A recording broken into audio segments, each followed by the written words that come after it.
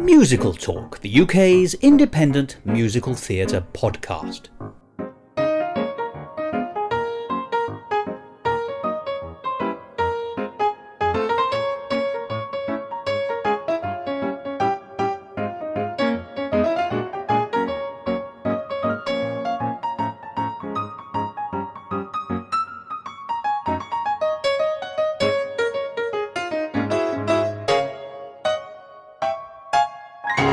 Hello and welcome to another edition of Musical Talk.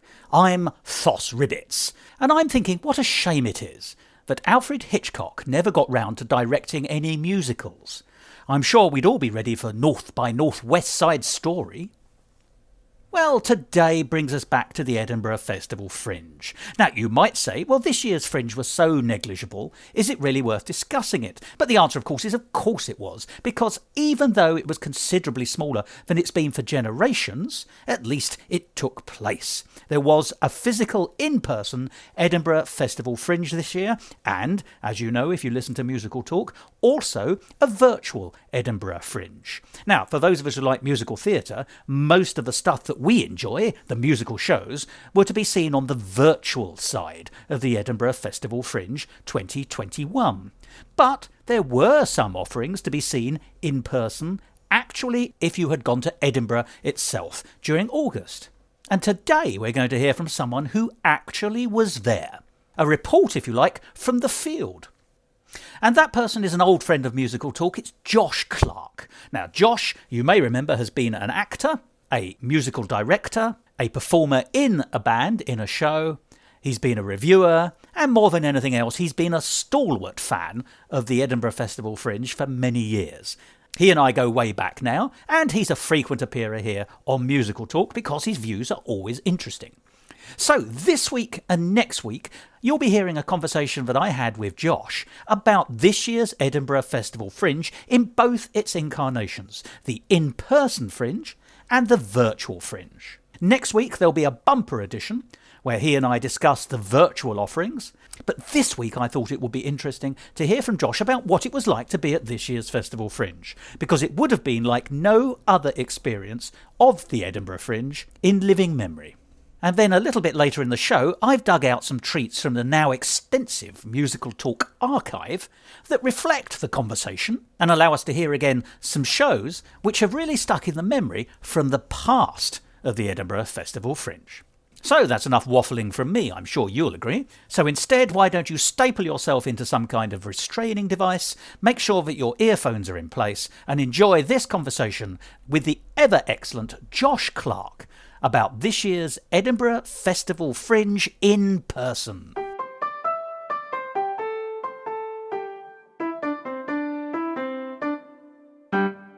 Musical Talk, the UK's independent musical theatre podcast.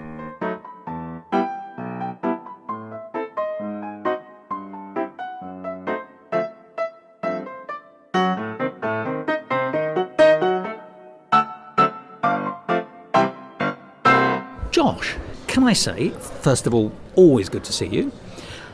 I think this year, however, that you're a remarkable man anyway, and a man I like and admire. But this year, your remarkableness has been doubled because you have done something which I can't find anyone else who has done. Oh, terrible sentence. Gosh, and you promised you weren't going to mention that. But also, you went to the Edinburgh Festival Fringe in person this year. I'm very jealous of that. But obviously this year was the first year. There was none in 2020 due to coronavirus. In 2021, it was never absolutely confirmed that it was going to happen properly. And as listeners of Musical Talk will know, I didn't go in person, but I watched the musical theatre offerings that were done virtually, which is a new innovation for the Fringe this year. The question about how successful that's been is yet to be determined, I think. But there was an actual physical Fringe, and you actually physically went to that actual physical Fringe. So just briefly, how did it feel for you this year? Well, the first thing to say is, and good to see you as well, by the way. First thing was that it was just great to be back there, because having a year off, I was pining after it a little bit. It's such a nice thing to do every year. You are speaking my language. Very much so. So it was just nice to make the pilgrimage back up there. And I was there in the very first couple of days that shows were on this year, just for a couple of days as well. But it was a bite-sized visit for you, wasn't it? It was a bite-sized visit. It was just a few nights. And, of course, it was completely different from how it ordinarily would be, for no other reason than there was probably 5% of the usual footfall there. Yes, it's usually wine, women and throng. Right. Okay. Well, not for me, but, it's usually mass singing, isn't it? It is, huge numbers of people. And you walk down the mile with your hands down by your side, don't you? Because you just can't. There's no space to swing anything there. Yes, I leave my cat at home, even though I don't own one. That's right. And so I took great pleasure this year just walking down through the Royal Mile with friends. With a ladder. There, with a ladder, with just meter sticks everywhere. No, but being able to go into all the bars and pubs and restaurants that you want to, not just that you can fit into. So that was nice. Good to see Edinburgh. So it felt like Edinburgh in October? I think so. I've never been there outside Fringe season. But it you feels, must. It's great. I know. And it feels like now I have been. So that was good. It was good also to get to a few shows. Of course, there was, again, 5% of the usual physical offering, so to speak, there. But what was on offer was excellent. And partly that would be just because it was good to be back in a physical space, seeing things. It was all done so marvellously well. Obviously, face masks and sitting distance from other people. Social distancing on the seating, yes, absolutely. Yeah, very much so. But you still had an ensemble atmosphere, which was of course lacking from all the excellent digital theatre that we've all been watching throughout the last year to 18 months, which has been fantastic and has kept us going, hasn't it? But it does lack something. It lacks the liveness. So, it does, yes. So that's been great. I'll just illustrate that with one particular one-man show, and there's a lot of that going on. Of course, something that you can rehearse during lockdown. Indeed. On your own. So for me it was a fringe of the one, I say one-man shows just because that was what I happened to see, and it was a single performer show, let's say, about Francis Bacon. Oh, right. And this would be the artist Francis Bacon rather than the Tudor that's Francis right. Bacon. Yeah, you've got it. Or the Jacobean one, I should say. And just picking up on the liveness of it, this was done at the Pleasance Courtyard in basically a canvas tent isn't quite the word. Marquee kind of thing? Marquee, that's the word. And it's Edinburgh, so it rained an awful lot during this show, and it was Pip Uttan was the performer. We know him. Yeah, absolutely. I'm a Fringe veteran. But the first time I've seen him. And I should just briefly say, interviewed him years ago when he did the one-man War of the Worlds, the Jeff Wayne version. Okay. So he makes a history of doing one-man shows, doesn't he? And usually they're quite serious. Right, okay. Well, I was reading the programme notes, and he's won awards for monodrama. Yes. And all of this kind of thing. I know, that was a new one to me. Monodrama is fantastic. Anyway, he had to battle with this deluge coming down the top of his marquee. I think he was mic'd up, but it was certainly lucky, and he was earning his monodrama awards through his use of projection. But it just felt like you were there, and it's a physical experience, isn't it? Yes, absolutely. And so much of Edinburgh is the experience. It's not just the there is a tendency on musical talk, as we've said in other episodes, to be sort of granular and analytical, which can make it feel clinical. But actually, Edinburgh is all about the sensory. Right, and there was only, out of the 5 shows I saw, probably 2 of them would fit into the musical talk oeuvre. Bucket. If you like, yeah. Oeuvre is a posh word for bucket. I know, yes. And I try to be posh when I come on here. It's difficult when you're from Plymouth. And there was one show I saw which was... Now, if I describe it as a tribute to Elvis, that immediately conjures up all sorts of... impersonators and... It does, yeah. And it wasn't that, actually. I didn't know what to expect. It was just something that was on when we had a gap in the schedule. But it was downstairs in the beer cellar of Frankenstein's bar. Before the fire, because there was a fire this year. Yes, I wasn't aware of that, but fortunately before. Yes, rather than during. Good. That's right, yes. But it was a performer who loves Elvis, loves his work, didn't feel the need to dress up and impersonate, but performed the songs, sounded perfectly well enough like Elvis for you to enjoy it in that way, but was giving us, the audience, a bit of an education about the background of the songs in between each one. And you drew me into that because you mentioned atmosphere, and it was in the beer cellar, and again people were wearing masks and we were suitably distanced, but it was a sort of Germanic beer swigging event with a bit of good high-ish culture being given to you. As you say, it's the atmosphere is all there, isn't it? Although I like the idea of Elvis with footnotes. That sounds like quite an interesting idea. Well, that's right, and he'd been out to Graceland and spent time speaking to people who, if they didn't know Elvis particularly, have spent their lives with his work. And so I would say probably even for the biggest Elvis fan, you may well have left there knowing a few things that you didn't already know. So yeah, that was a little hidden gem that we stumbled upon. And again, I remember I sat there soaking wet because it was chucking it down with rain again. But that's by the by. Well, it proves you went to Edinburgh. Yeah, it because does. So far your story absolutely bears. I mark it off against my little tick box of what makes Edinburgh stories true, and rain is the only thing on there. So, but you enjoyed the sense.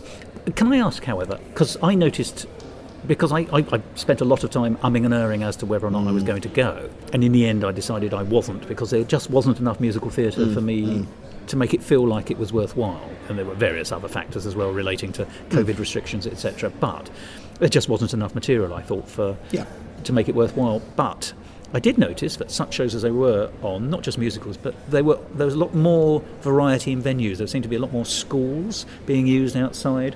I noticed the Surgeons' Hall was still operating, which is a regular venue, but many of the venues that I expect just didn't come up on the list, as it were. So did you get a sense of it being more spread out as well, or is that just... Yes, I think you're probably right. In years gone by, we've spoken on here, I've had a role in the capacity of reviewing up there, and so you do get a very full view of the whole Fringe, really, and you bounce between all sorts of different venues.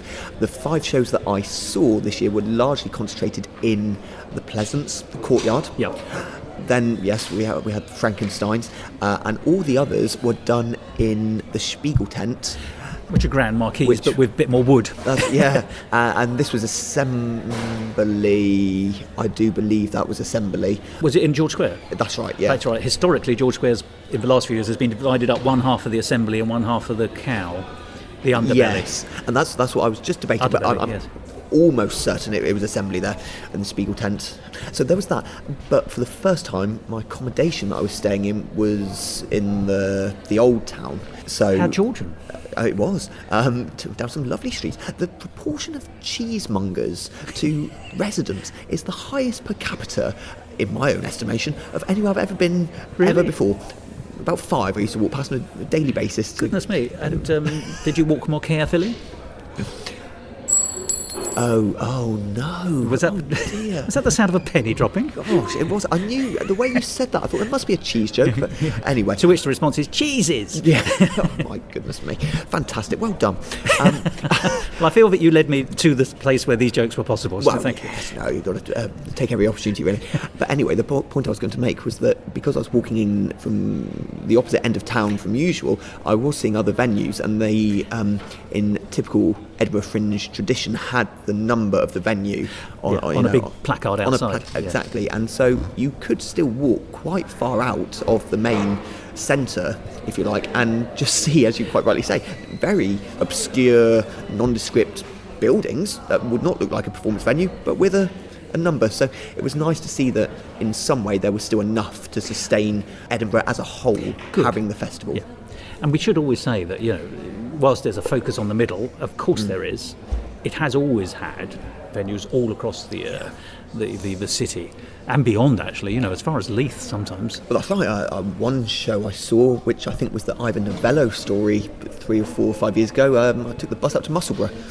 I think I saw the same show. Right. Yes. Nice theatre up there. Yeah. No, I saw it in a church because it was on for more than 1 year. So, but it was well off the beaten track for where the shows normally were. I was in a place I'd never been to before and never been to since. Yes. And then the last time the Fringe was on, I saw a play done in the I think it was the Territorial Army headquarters, and certainly you've had a fair share of churches. Yeah, it's good. It takes over the whole city, doesn't it? It does, and it gets you to see parts of the city which are off the tourist trap as well. So I think it's great in lots of different ways. I'm so pleased that you went, and thank you for sharing those thoughts with us. It's just, 2020 was the first time the Edinburgh Festival Fringe hadn't taken place, so I'm so pleased there was at least something this year, and that some people, and you're my only friend who went, did get there. But we did say at the beginning of this programme that the other innovation that came out this year was not just a return to physical performances, but the first time ever, as far as I'm aware, the use of virtual performances as part of the Edinburgh Festival offering this year. In fact, there was something called the Ed Player, or Fringe Player, I think it was, wasn't it? It was basically a number of shows in video form were being offered in lots of different formats. And we'll talk about that in just a minute, actually. But some were available by, you bought your ticket and you saw them on the EdFringe player, and some gave you then directions to watching it on other video streams. So there were lots of ways of doing it. I saw a fantastic version of the Gondoliers, by the way, put on by the Edinburgh, I forgot the name of it, USOG, Edinburgh University... USOG, Operatic Guild, is it? Yes, it is something like that. But anyway, it's they often do a Gilbert Sullivan, and they did the Gondoliers, and the Gondoliers has never been my favourite. But they made a virtue of the fact they were performing it in the video. It was a video, but they were performing it in a venue, a theatre, and because there was no audience, they were able to utilise some of the back rooms. So the arrival of the Duke of Plaza Toro and his entourage and family started in a dressing room, and they had someone was doing a Steadicam moving camera as they walked through the back corridors of the theatre, and then eventually singing their introductory song, and then arrived on stage. So you actually got a sense, because they arrive with the song about having come from Spain, you've got a sense of a journey. Oddly enough, it was very strange. And also, it was the first time I'd seen in the Gondoliers, I've always thought the Duke of Plaza Toro was a little bit of a bolt-on comic character. He himself and his entourage, whilst they are important for the dynamic, the concentration has always been on the Gondoliers themselves. Oddly, I found that in this production, I say oddly, but pleasingly, I thought that actually there was a much greater weight and oomph, presence given to the Plaza Toro group for me, which really lifted the piece in my mind for some reason. I found it funny this time round, and that's all praise to this production. I should also say, and I'm so embarrassed by this, that it wasn't until this production that I suddenly realised the importance of the name of the Duke of Plaza Toro. I had just always taken it at face value that it's a faintly Spanishy sounding name. I never stopped to think that the Plaza Toro is the bull ring. Of course it is. How can I have got this far into my life being such an idiot? No answers, please. No, there is no answer to that, is there? I heard you draw breath. Musical talk. And that was the wonderful Josh Clark telling us what this year's Edinburgh Festival Fringe was like if you'd actually been there in Edinburgh. Well, I always enjoy my conversations with Josh, and I hope you do too, because, as I've said, next week there's going to be a bumper conversation with him about the virtual shows that you could have seen as part of this year's Fringe offering, where we go into quite a lot of depth about 4 shows in particular: Coroner Cutie, Violent Brecht's The 7 Deadly Sins, Suffragettes' Deeds Not Words, and Carnegie, the Star-Spangled Scotchman. So be sure to listen in next week to hear more about those shows.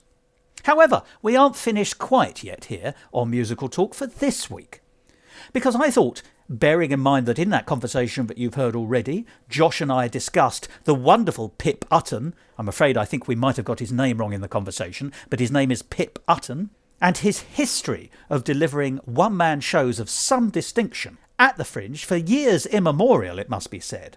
This year, as you heard, it was a non-musical offering about Francis Bacon, but in 2008 he performed, to considerable acclaim, Jeff Wayne's War of the Worlds as a one-man show.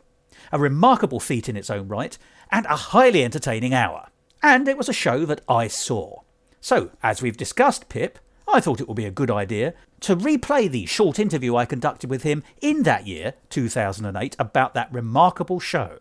a one-man musical which probably was never intended to be one.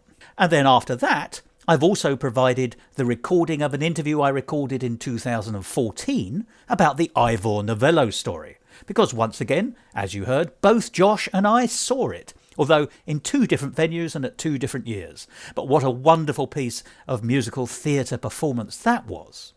So, just to recap, in a minute you'll hear about the wonderful Ivor Novello story, but before that, the peerless Pip Uttan, talking about his one-man version of Jeff Wayne's War of the Worlds.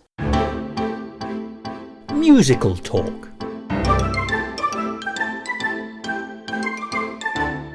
I'm Pip Uttan, and I'm doing The War of the Worlds, Jeff Wayne's musical version of The War of the Worlds.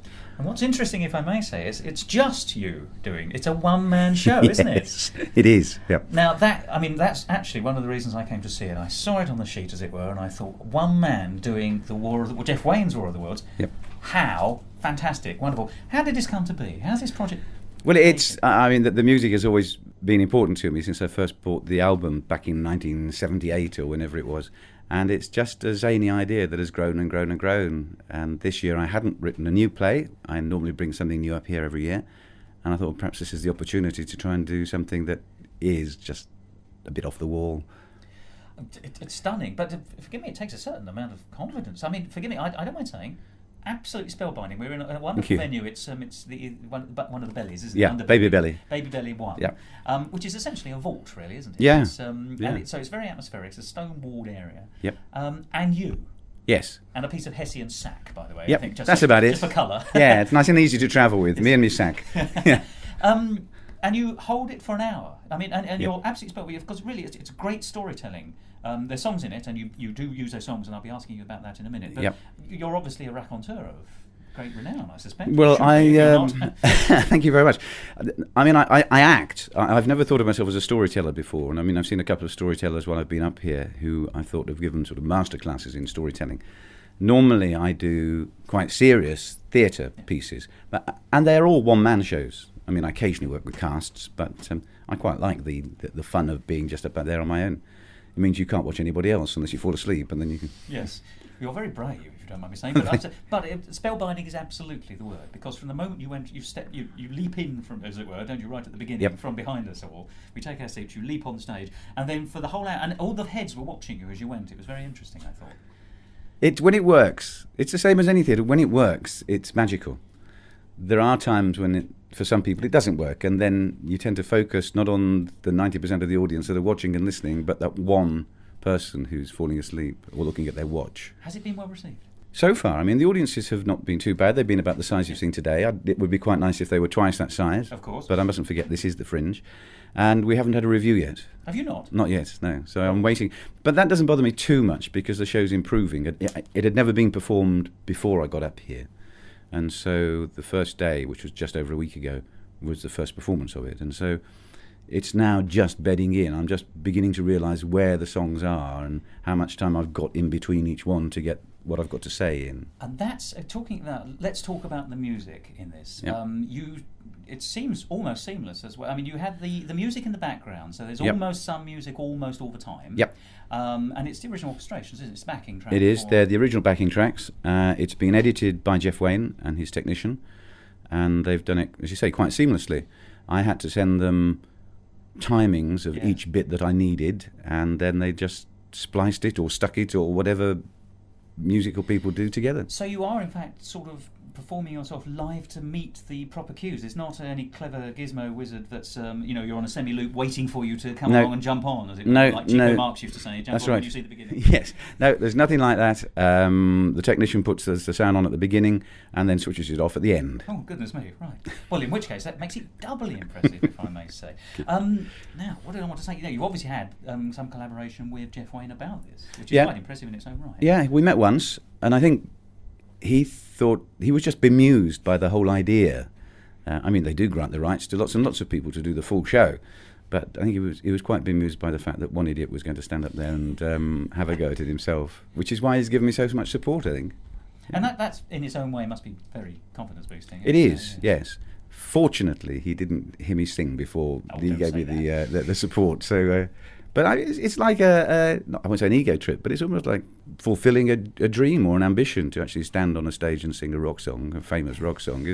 We don't all get the chance to do that. Well, you're covering David Essex. That's not bad. Ah, that's not bad. David Essex and Justin Hayward. I mean, it's a good start. My rock debut. I look forward to your golden record over the fireplace. Well, yeah, it'll be lovely. Yeah. But actually, how far do you find you're influenced by any of in the singing roles and the characterisation? Do you feel that you're not in homage, but do you feel you've picked up anything from the recordings, or do you bring your... Because you delineate the characters very nicely, that's the actor in you, I think. Yeah. I know who these people are, yep. And you're doing that almost, I'm snapping my fingers here, ladies and gentlemen, and to illustrate how easily it appears that you're doing it. I've tried not to do a Richard Burton, Phil Lynott, David Essex thing. I mean, it's impossible not to be influenced. I mean, I've been listening to the music for 30 years now. So some of that must have gone in. But the fact of the matter is, I don't speak like Richard Burton, and I don't sing like... I know. I don't sing like those three stars. And so, it has to be done the way that I can do it, to the best possible effect that I can achieve. Yeah. Had you sung on stage before? 4 years ago, I wrote a show about a tribute singer. I'm fascinated by tribute singers, and so I wrote a show about somebody who was a tribute to Roy Orbison. Oh, right. And had to sing several Roy Orbison songs, which were probably quite excruciating for the audience, I would think. But you've had some connection. I mean, I hope you won't mind me saying it's clear you're not Frank Sinatra. No. But there was nothing at all wrong with the singing, and it was characterful singing actually, and that if you can actor singing almost. Yeah. You were certainly a step above Rex Harrison. Thank goodness for that. Not that I've seen dinner at the Fringe this year. Yeah, that is. No, and I don't mean that in an unpleasant way. No. You do mean that the whole thing was a beautiful character-driven piece. Thank you. And that central character you're playing had all the authority, and is the eyewitness account. Is our way in, and it was very engaging in that sense. Thank you. And have people been coming up to you after the show, and any particular aficionados? Because there are many of the piece, aren't there? There are. I mean, it's an iconic piece, isn't it? And and lots of them are coming up, and it's quite sweet actually. You're standing on stage, you start singing, and the heads start nodding, and the feet start going, and people are mouthing the words. And because some of the songs are edited, when you get to an edit that isn't in the original recordings, you can see the nodding and the foot tapping suddenly stop, and they look at us and say, "What? What's he doing now?" But it actually, even though it's an edit, the whole thing is, you've boiled it down to 60 minutes essentially, haven't you? And it still has that, it does the journey. Yep. And you build it up to a climax, and then there's, the ending. I mean, we've cut a character out. Yes. Which has helped. I mean, there was no way that I was going to play Beth. It's one thing, David Essex and Phil Lynott, but Julie Covington is just beyond. It's a step too far. Yeah, isn't it? Yes, I see that. Yeah. No, but it's a. I was going to say it's fun. It is fun, but actually it's not fun in a kind of rompy way. It is fun in a serious, and you do feel you've been taken on the journey.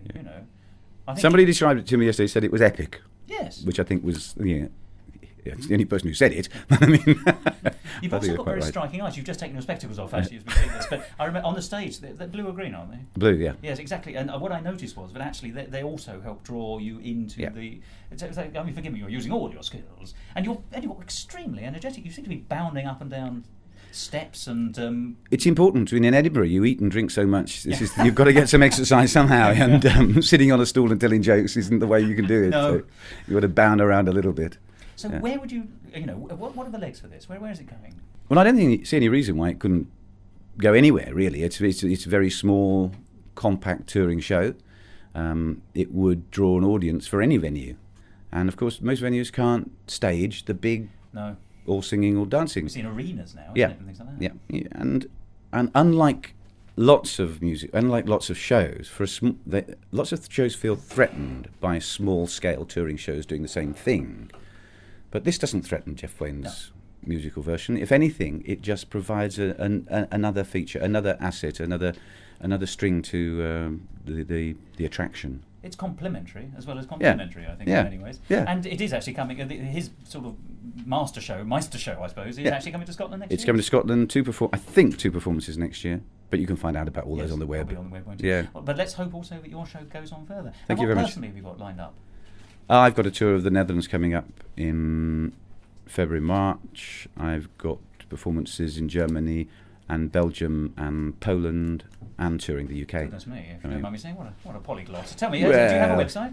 I have www.pip-uttan.com. And do you want to spell that for our happy listeners? PIP-uttan.com. Splendid. Well, thank you very much. It's been a pleasure, thank you. The pleasure was all ours. I have to say, it was a great show. Thank you very much, it's very kind.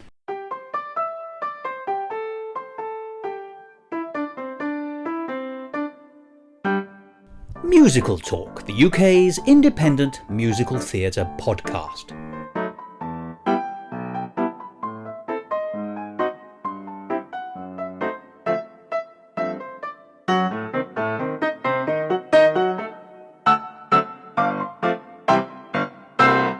My name is Daisy Henderson. I'm the Director of Classical Musicians Scotland, and we have just put on a show called The Ivor Novello Story, which was written by John Kearney by arrangement with Samuel French Limited. As well as directing it, I also appear in it as the soprano. It's a professional show with a professional cast, and it's beautifully, beautifully done. Thank you. It is. It's a truly glittering show, I think. It's sort of, and I described before we started recording it. In my view, it was immaculately done. But let's talk. Why? I know this is a show that you did last year, in fact, because I wanted to see it last year and I couldn't due to a clash. So I was so delighted you decided to put it on again this year. But forgive me, why have you and your organisation chosen to showcase Ivor Novello in this piece? About 3 years ago, I met John Kearney at a social gathering, and for some reason or other, we started talking about Ivor Novello, at which point he said he'd written this stage show in the early 70s. He'd actually been in hospital at the time, and this was something to keep himself busy. And he performed it for a couple of productions in Glasgow before he moved to New Zealand, where he put it on again.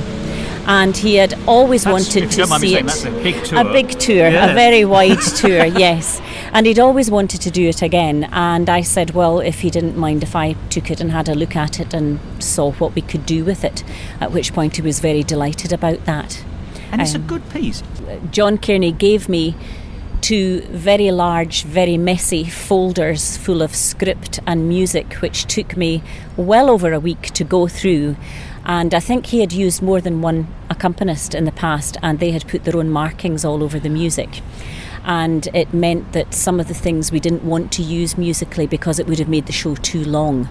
So we actually had to cut quite a bit of the music Which is out. An Edinburgh constraint, isn't it? I Yes. mean, no one ever sees a complete show here at this time No. of year because everything is out in the venue, of course. Yes, So- 3-hour show would have been too long. And would it have run to a 3-hour show, do you think, in its original form, or thereabouts? I think possibly it would have run to almost 3 hours in its original form. Well, this is 1 hour and 40, 1 hour 30, something like 1 that. hour 50. Yes, and it feels very comfortable. It's very Yes. tight. It certainly doesn't outstay its welcome, if I may say. No, good. And I like the mix of the song with the narrative. It's not bogged down with too much narrative. It's Ivor Novello telling his life, and accompanied by 2 singers, of whom you're one excellent example, and a pianist.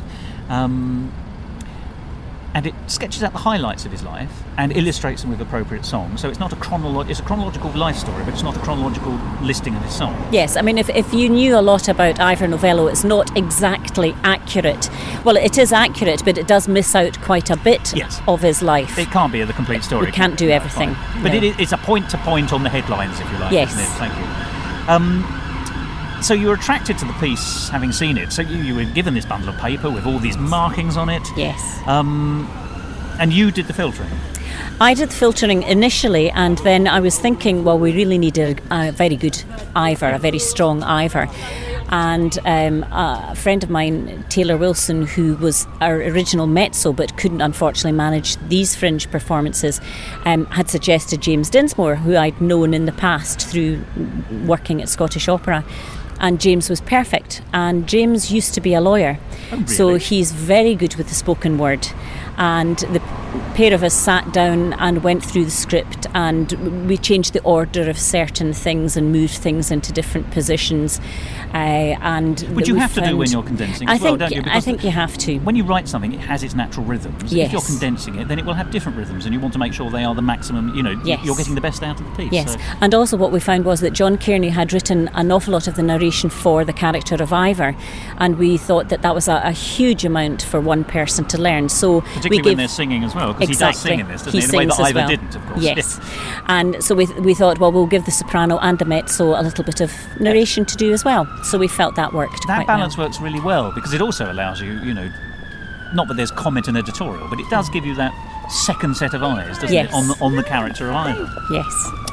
Can I ask you your own... Before you pick this up, you say you met him at a party and you were talking about Ivor Novello. Have you been a fan? Or is it... I mean, we all know Ivor Novello, but does everyone know... Everyone knows of Ivor Novello, but not everyone knows Ivor Novello's work these days. Yes, I had always known of Ivor Novello, and once we looked at the music, I was amazed at how much of his music I actually had known. And having been a singer for many years, I probably had sung a lot of the music in various places and different concerts. So I was familiar with quite a lot of it. The funny thing is, it has, although Ivor Novello he's still a household name, but most people would be pressed, I think, to identify things he'd done. But as you say, if you then said, well, here's this song, do you know it? They do. They know We'll Gather Lilacs. Yes. They'll know Waltz of My Heart, probably. Funny enough, things like Vitality, which is I think of as a Cicely Courtnidge number. Well, that was one I didn't know originally. Oh, right. That was new to me. But a lot of people know And Her Mother Came Too. Oh, of course. Yes. And of course, Keep the Home Fires Burning. Yes, which we'll hear a lot of in this 100th anniversary of the First World War. Exactly. And we're amazed at the number of people when we're singing who are mouthing the words back at us from the audience. I noticed that absolutely when I was sitting in the audience. People were quietly singing them to themselves, and in one occasion, and there was a kind of almost an open invitation to join in. So but that's lovely, because the audience on the whole was an older audience. Yes. But there's a real sense of warmth and ownership of those numbers. And that's true. And we actually had a lady who was in on Wednesday who had announced at the door as she was coming in that she had been to see Ivor Novello in 1943. In 1943? In 1943. She was now 85. She certainly did not look it. Mrs. Cram, her name was. So we took a photograph with herself and myself on the set. And she said she can remember it vividly. She was a young girl at the time, and she saw him singing. But as you had said earlier, he wasn't a great singer, so he sang rather. Yes, a bit of Rex Harrison, as we think. Yes, but exactly. Also he introduced a lot of the numbers, didn't he? Yes. So quite often on the records, such records as there are, you'll find he's talking to somebody, and then she quite often will go into the song. Yes. Yes, and she said he was incredibly charismatic. Incredibly charismatic. He did have that reputation, didn't he? I mean, the greatest profile in show business, apparently. Well, as you say in the show, two profiles stuck together. Which is a lovely description. And then, of course, you've got the... we'd use a heartthrob or sex symbol even these days, whereas matinee idol, I think, is the more appropriate term. Yes. But, he was a man who the turned Valentino heads. type character, really. I think some of his publicity photographs show him very much in that light. He trades on that. Well, of course, he had the silent film career, as you point out in the piece, with Hitchcock, The Lodger and Downhill. And I actually went to see not only the film version of The Rat, which was the play he performed, which is a silent film, but the two sequels that they made. Okay. I went through an Ivor Novello triple bill at the National Film Theatre some years ago. You can see The Lodger on YouTube in its entirety, yes. Which is quite, it's very dated. It is, yeah. Now, but you can get an idea why he was such a popular character. And although it is dated, it's still a good example of a silent Hitchcock. It's still worth watching because it's still got something. That's and true. He's as much part of that. Hitchcock is the director, but Ivor was the star for a reason. Yes. Do you think it's interesting? Well, let me ask you a question. I love the work of Ivor Novello. I've always worked on the basis, I've got a kind of flip statement where there are three great British composers of the pre-war period in particular, Ivor Novello, Noel Coward and Vivian Ellis. Yes. And I always argue that Ivor Novello is the romantic one, Noel Coward is the comic one, and Vivian Ellis manages to straddle both. Now, that's a huge oversimplification because they could all do it all. But that's almost how they've been remembered. But Noel Coward is regularly revived, his shows particularly, but his songs too. Mm-hmm. Can I ask, why is Ivor Novello not? I actually once asked somebody that because I also worked at Scottish Opera, and I thought that would be quite a good thing to put on one of his big musical plays. Yes, dancing years, yes, absolutely. And they said apparently it has a cast of hundreds, 50, yes. And very lavish sets, very glamorous costumes, and it would be very expensive to put on. And that's the only reason I know. It seems a shame that nobody has actually put on a full production of it.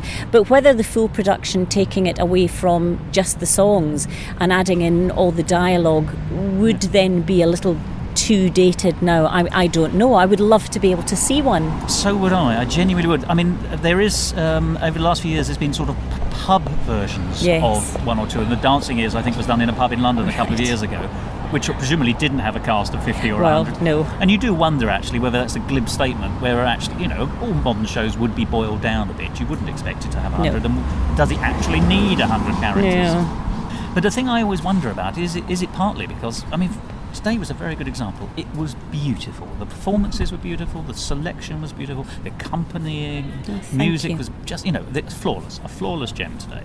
But there is an element that the selection that one gets sometimes, and the way it's portrayed occasionally, is that it's like listening to a crystal chandelier. It's beautiful.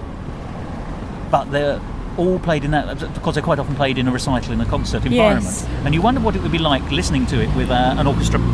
A pit Playing orchestra. it, it would be lovely with an orchestra. Wouldn't it would be but it would sound just very different, tremendous. don't you think? I think it would be very different, and I think you'd have to be careful with the kind of voices you used as well. I don't know whether the classically trained voices suit that stuff, because it is a very wide range that you have to sing. You do, it's a yes. good full 2 octaves, quite a lot in the lower register and quite a lot in the top register You are as well. Emma Sumac, if I may say.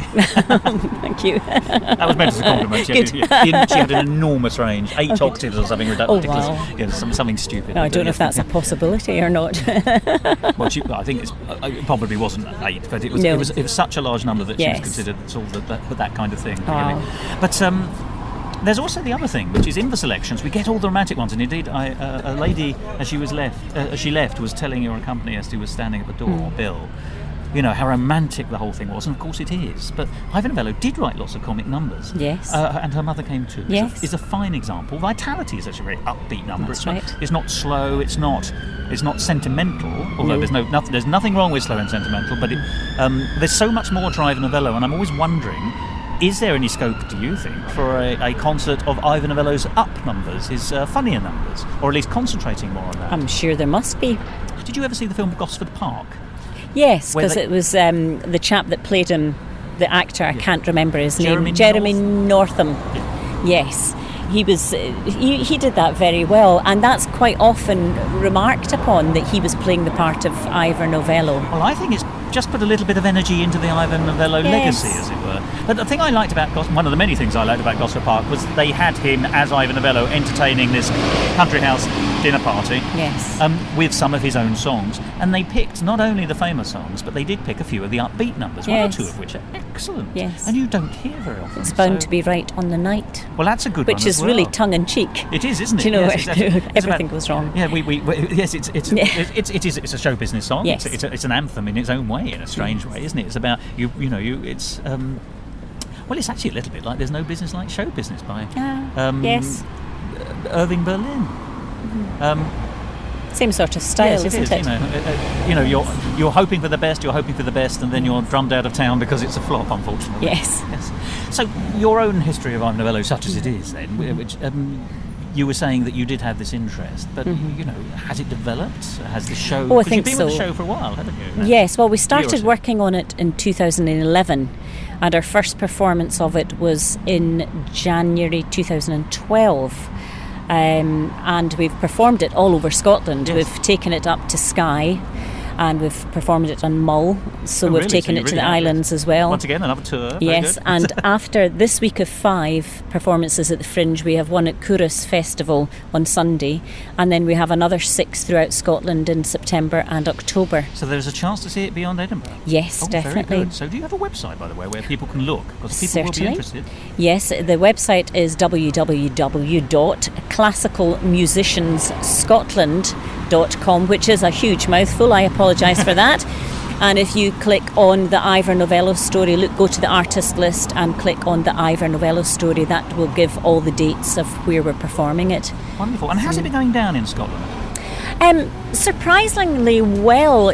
We always have a bit of a laugh that it's 4 Scots performing a piece about a Welshman who a lot of people thought was upper crust English. A lot of Oh, people yes. don't always realised that he was Welsh. The son of a song, yes. A singing teacher. The number of people who have said to us they remember their mother or the grandmother singing the songs at the piano to them, and we get a lot of tears as well, hopefully in a good way. Yes, nostalgic happiness. Yes.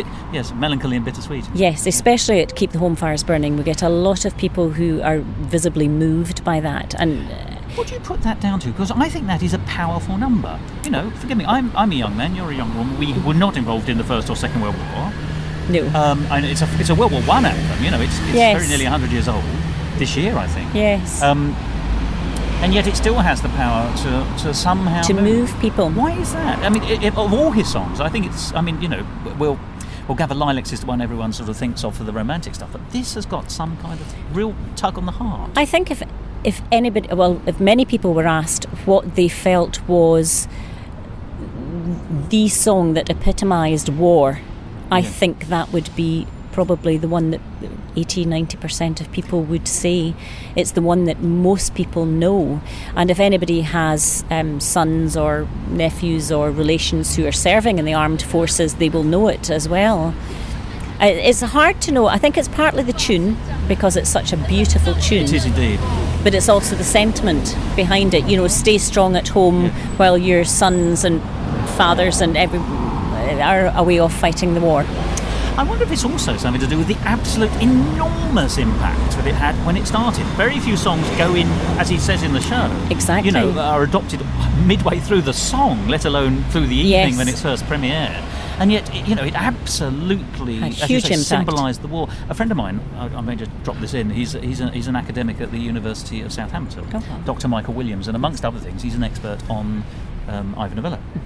And he has done a lot of research about Ivor Novello, and he was telling me once that there are reports in the newspapers of veterans from the First World War, during the First World War and afterwards, weeping openly in public, which of course is not a British thing to do. No, not at all. And certainly not in the era of the 19-teens, the wartime period. Weeping in public when Home Fires was being sung, and it was inserted into everything. It was put in pantomimes at the time, believe it or not.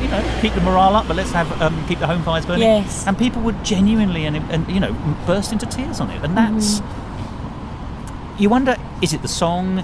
Is it the context in which it landed that we've drawn with the song? Is it what the song is bundled up in? I'm not putting this very well, but I think it's the tune and the sentiment. But I can think of no other song that has that kind of genuine emotional pull. I think being Scottish, there are one or two Scottish songs that may have that sort of emotional. Caledonia is one. Flower of Scotland sometimes, although I shouldn't say this, but it can be done to death sometimes. But there are some emotive songs. I like Jerusalem as well. That is such an emotive song as well. But it's interesting, those songs, in a way, have become national emblems, haven't they? Yes. I mean, Flower of Scotland is a Scottish anthem, if not the Scottish anthem. Yes. Jerusalem is sometimes identified as the English anthem for... When you look at the title of it, you think, that's slightly strange. It's a sidestep, but but you get the idea. Yes, but this isn't, is it? It is, although is it? Dangerous to talk politics in Scotland at the moment, but is it representative of Britishness at that time, which of course there was a very strong sense of Britishness? I think it's any kind of national feeling that is strong about wartime. And it's injustice, and that everybody at home has to be there and keeping strong while their relations are away fighting for them. And yet the song of the Second World War, which is sometimes identified as Noel Coward's London Pride, for example, has a very different feel. It's a lovely song. You can see why it sort of kept ironically, it was all about the home fires, that one. It's very much a song about the home and not about the foreign fields of war, theatres of war. But it doesn't have the same pull, I don't think. I don't know that one. No. Oh, really? No, I don't think so. But Ivor Novello, I always think it's such a shame that he's not remembered. He's sort of remembered in Aspic, and I wish that weren't the case. I was handing out a flyer once in Glasgow last year before last year's Edinburgh Fringe, and a young girl took the leaflet from me. She said, Ivor Novello, that sounds great, she said. And I said, have you heard of Ivor Novello? Oh yes, I listen to the awards every year. And she was expecting to come along to some musical review of award ceremony. And she said, who is Ivor Novello, she hadn't heard of him at all, apart from the awards It's ceremony. funny you should say that. I've had exactly the self-same conversation with generally younger people. The name now lives on through the awards, but sadly not through the original work. I think sometimes it might be the language as well that is a little bit dated. The words are not easy to learn. They Is don't. that true? Tell me. Well, some of the words Yes, as a professional. don't make. They're quite. I'm trying to think of some example to give you. I should know, having just sung about 14 songs from it. Yes, it does sort of have a Victorian ethos Parlour about ballad. it. Yes, it does. Yes, I know what you mean by that. I mean, he was already. I suppose the problem is he was already trading on nostalgia. Yes, there's a lot at the time he was writing contemporary. That's it. Yes. There's a lot of moonlight, starlights, and sunshine, and deep emotion and love, and in it. And a lot of the words are actually repeated quite often. Dream. If you Dream. you can play Dream Bingo with Ivor Novello. Every time he says it, Dream. yes, on the tick list. Absolutely. Yes. Do you have a favourite? I know it's a trite question, but it's sometimes illuminating. I love We'll Gather Lilacs done in the duet style. I think that's just wonderful. And you can't miss it, can you? It's got No. to be there. And I like My Homeland Was Calling, when a violin and then a violin began to play. I like that one as well, because it always gets a nice reaction from the It has audience. such an interesting ending as well, isn't it? It goes a cappella, as it were. Well, Or that was unaccompanied. us. Oh, well, that your arrangement was us. is Yes. stunning then, in which case. Thank you. Yes. And it affects, because obviously it represents in a way his passing in the piece. Yes. But it's beautiful, yes, and beautifully done. Thank you. Funnily enough, I love Vitality because I know the original, sung by Cicely Courtnidge, which I say. So it's for me it's a lovely up comedy number. Yes. Which I subscribe to, incidentally. If you translate the word vitality for enthusiasm, I think absolutely Yes. it is the. We cut that quite considerably. Sorry, it's awful. But there was a huge bit at the beginning of it, which was like the introduction to Vitality, and we cut it because we felt it had more impetus when you just started with Vitality instead of doing this spiel before you went into the song. And of course, what we have to remember is so many of these songs are written for theatre and Yes. shows, and so actually we're plucking them out. They feel like standalone songs, but of course they're not. So sometimes the verse will reflect what's happening in the plot, or be a transition from plot to song, in a slightly old-fashioned way, perhaps. They're not Stephen Sondheim carrying the plot forward, but they do have that connection. So you're right, you do have to trim and prune, and sometimes remove a verse before you get to the chorus. And for me, I have to say I have one other favourite, and I'm so glad you included it. It was Highwayman Love, which you used as your Act 2 opener. That's a super song. That is. I don't sing that one, unfortunately. Elizabeth McCormack was singing that today, but that's a fabulous song, It's and a that treat. it is, and again, it's a very dramatic song. Well, funny enough, I think it's it is. It's very evocative too. You can sort of it's a woman singing of her love, and which highwayman, which of us two is riding the faster? I haven't got the lyric correct, but you get the idea. Yes. But the point was, there's a sense of actually travel in it as well. I think. I think you Yes. do feel that this is someone singing on a horseback almost. Yes. I think that's. The fact that I'm still, I've never ridden on a horse, so I have no idea what that is. It's not anything any of us regularly do anyway, even except perhaps policemen. Yes. I don't see them singing so often. Yeah. So it's interesting that evocativeness and imagination is still carried through in the lyrics. Yes. I must say, by the way, that my way into Ivor Novello was through Hinge and Bracket. Was it? Yes. Is that the first time you can remember? I loved Hinge and Bracket when I was a young Yes. man, and indeed as a child I used to watch it with my mother when they were on television, and they periodically sang lots and lots of songs Yes. from what I would call the wider British canon. Scots, Irish, Welsh, English, you name it, but and quite often with a comic twist. But I remember Highwayman Love being sung by Dame Hilda Brackett, which you might not say is the best place to come in. But I tell you what, it's a launching point. Yes. And at least they were singing them. And it was obviously memorable. Oh, for me, absolutely. Yes. And it started a love affair with Ivor Novello from that time then. You've obviously wanted to know more about him ever since. I have indeed. Can you remember your first Ivor Novello song? As a professional, might it have been something that you learned to sing? You said earlier I think that it's you knew them beforehand, probably We'll Gather Lilacs. Oh, it I think was. that may have been done at a concert somewhere. I think that's probably the first one that I was aware of knowing. and knowing or hearing the name Ivor Novello, which would have been many years ago. Oh, I don't believe that for a second. Well, thank you so much for talking you're about very your welcome. show. Thank you. I can only tell you that it was absolutely flawless. As I said, a flawless Thank gem. you. And immaculate. Thank you so much. Thank you. That was very kind, and it's lovely to have positive feedback like that. It's very nice. Musical talk. And that was Daisy Henderson talking about the story of Ivor Novello. It was a show I really very much enjoyed when I saw it in 2014, and a show that Josh enjoyed when he saw it, I think, the year before. And before that, you heard Pip Uttan, who is an Edinburgh Festival Fringe legend. And it was a real privilege to talk to him in 2008 about his one-man show version of Jeff Wayne's War of the Worlds. Two very contrasting shows, and yet here we are, several years later, talking about both of them still, and in a way that really illustrates, I think, the variety of musical offerings you can see usually at the Edinburgh Festival Fringe. Now, I hope you've enjoyed this little wander down memory lane. In this case, it seems to be the name of a turning off of the Royal Mile. But whilst I was finding these recordings from the archive, I remembered that 2008 was remarkable for something else, because it was the year that I met my friend and fellow presenter here on Musical Talk, David Herzog. He was appearing at the Edinburgh Festival Fringe at George Square, which at the time was the centre of musical theatre excellence at the Fringe, in his one-man show about George M. Cohan. So I thought it might be fun, as we visited 2008 already today, if we went back to it and listened to that first discussion that I ever had with David Herzog. A man I liked immediately then, and a man I still like today, and who has subsequently found great success as an actor. Let's hear from David all that time ago. Musical talk.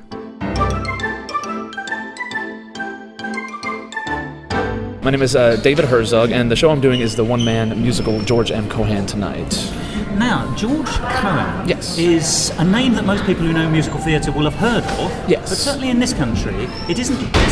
It's not something that we can immediately place. We know that Right. he's possibly about 100 years ago, and I know that Jimmy Cagney played him in a film as well. Exactly, in the film Yankee So, Doodle Dandy, yes. Before we start then, perhaps we should explain the big role that George M. Cohan played in American, not so much Yes. musicals, but the development of musical yeah, what we know theatre as in- musical comedy and Yes. and American musical theater, absolutely. Yeah, it's a name that really, I mean, other than the film Yankee Doodle Dandy, it's something that England and Great Britain in general has not heard of. Like you said, in over 100 years when his shows themselves were popular.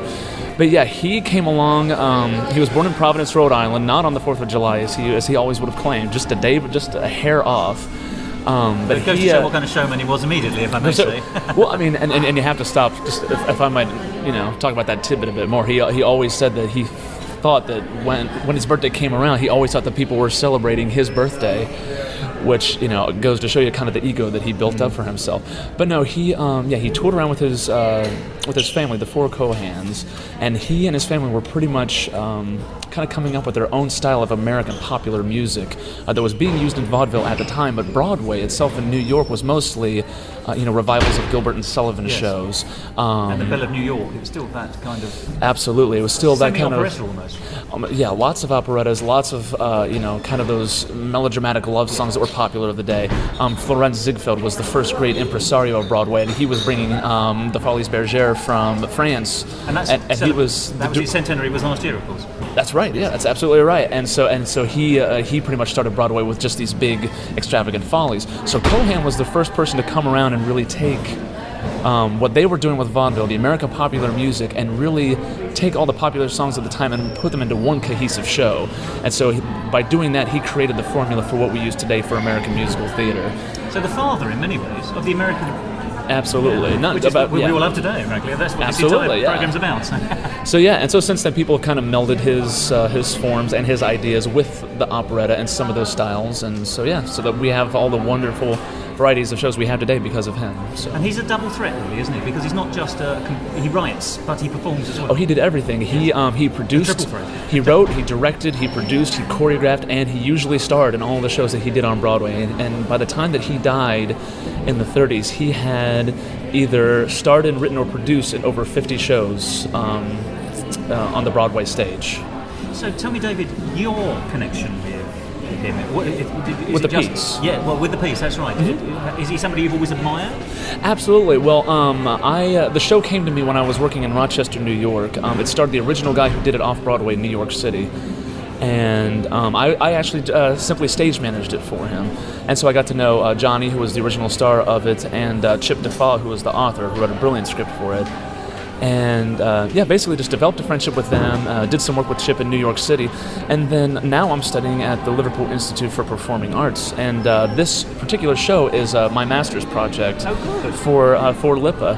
And I told Nick Phillips, who's the director, who's also the head of the master's program in the musical theater department at LIPA, I said, I'm interested in seeing what goes into one-man shows and what that entails. And I was like, and I happen to know several good pieces that would be appropriate. And so that's how we came on to George M. Cohan tonight. And yeah, the man himself, just that show in Rochester really got me interested. And it's something that when you see the show, and anybody who comes to see the show will find, is that the way the script is written, it not only reintroduces you to some of these famous songs and shows you some new ones as well. It's over 20 of Cohan's songs. It really does show you stylistically. It takes you back to that time period in a beautiful way. It's like you really do feel like you're in turn of the century New York Broadway. It's respectful, but at the same time, absolutely still full of life. It's no way absolutely, yeah. Piece, is it?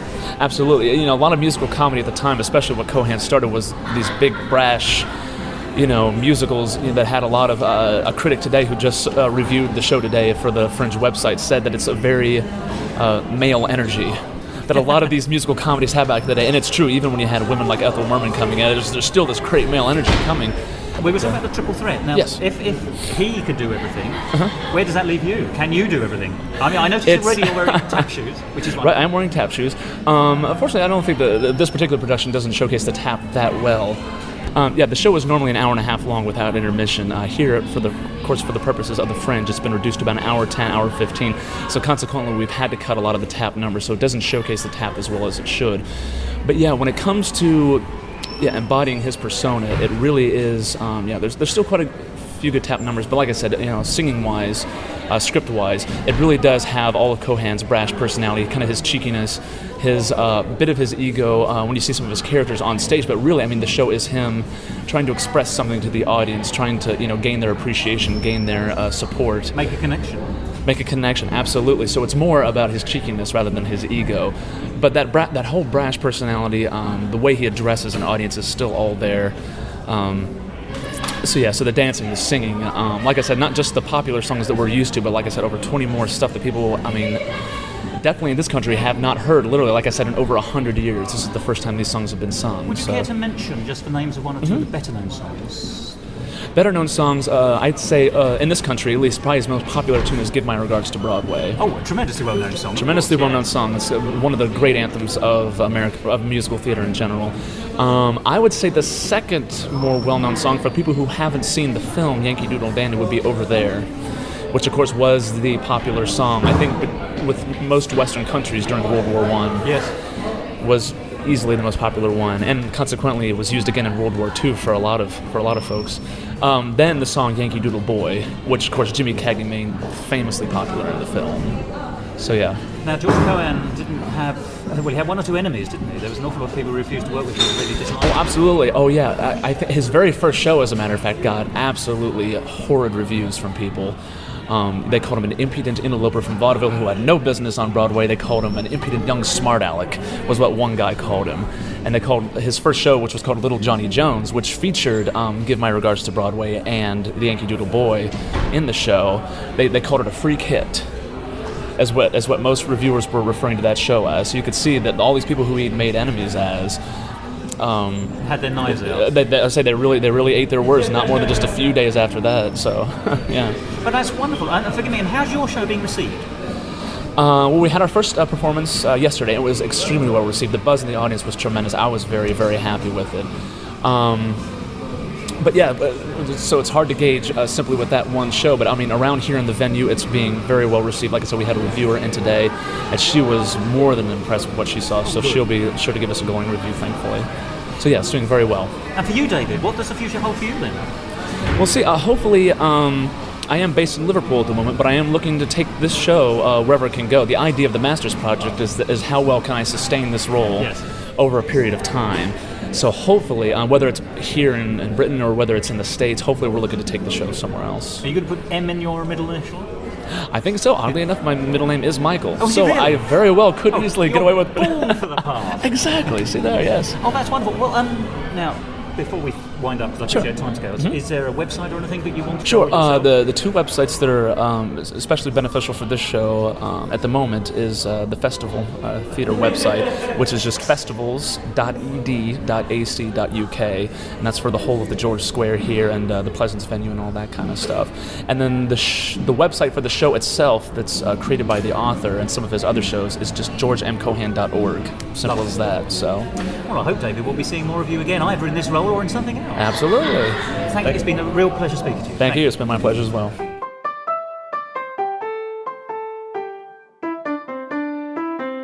Musical talk.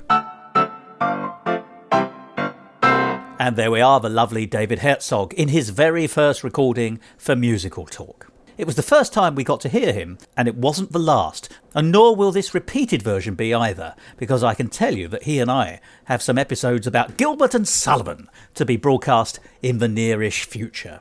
Well, that brings this episode, I think, to an end, but don't forget to join us again next week when you'll hear that full bumper conversation with Josh Clark about the virtual shows that you could have seen at the Edinburgh Festival Fringe this year.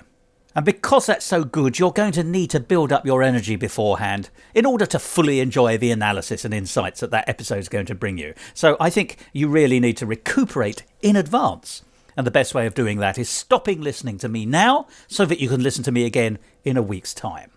And I shall help you in that endeavour by stopping talking. And you know as well as I do, there's only one word that can really make that happen. Let's see if it still works. Has it retained its potency? I bet it has. Goodbye. Yes, it has.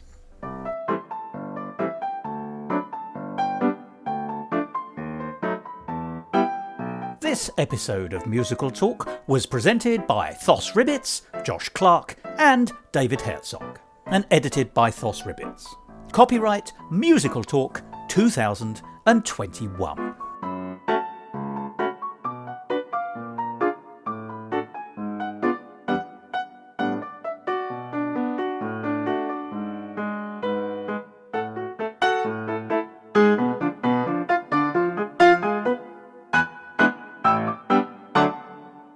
To find out more about the world of Musical Talk and listen to past episodes, go along to our website www.musicaltalk.co.uk or subscribe to us on Apple Podcasts and follow us on Facebook, Instagram and Twitter.